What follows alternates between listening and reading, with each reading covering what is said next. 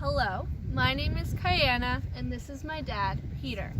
Today we will be talking to you about watersheds and the water cycle. What are watersheds?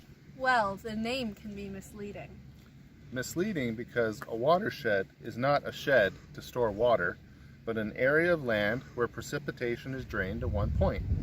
Basically, a watershed is land that drains rainwater into rivers and streams, which then continue to drain into larger bodies of water until they reach a common point. Watersheds include towns, cities, forests, agricultural plains, and floodplains.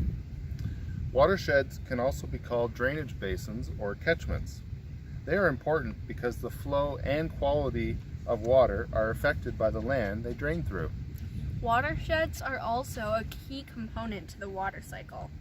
Condensation occurs to gaseous water particles in the air, which then precipitate and fall to earth as rain.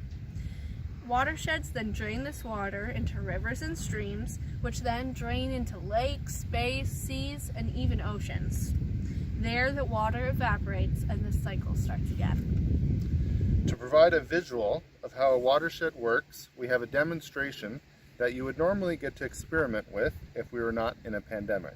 And this is how it works. The funnels each represent different parts of the watershed system. The top represents nature, the second represents a creek, this one is a river, this one is a lake, and this is the ocean, as most lakes' water eventually drains into it. Let's pretend that we just had a lot of snow in the winter. I'm going to plug this top funnel, and if I release it, it's going to symbolize a spring melt of the snow, and as the water goes through the watershed.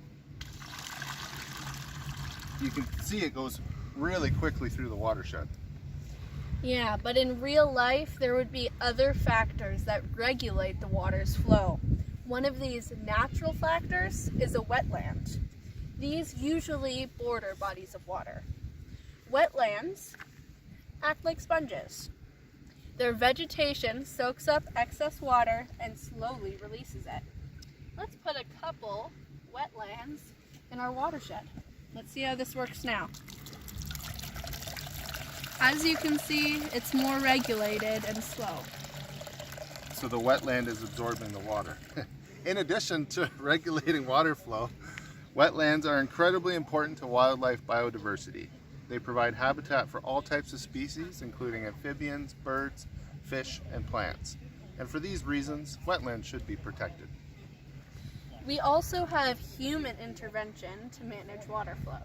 One way we do this is by using dams. I think we first got the dam idea from beavers. Beavers are incredibly adept at using mud and sticks to create barriers to stop or restrict water flow. Anyway, these stoppers are going to represent man-made dams. They let through some of the water, but not all of it, so they regulate the water's flow. Let's put this in our watershed and then see how it affects it. So another rain event happening here. You can see that the wetlands and the dam in particular is managing the water going through. Dams and wetlands work together to regulate the water's flow. Now, speaking of water management, we have a great example of this beside us now. This is the Woolwich Reservoir on the Grand River watershed. Reservoirs are created to store water, and most are created by dams, as this one was.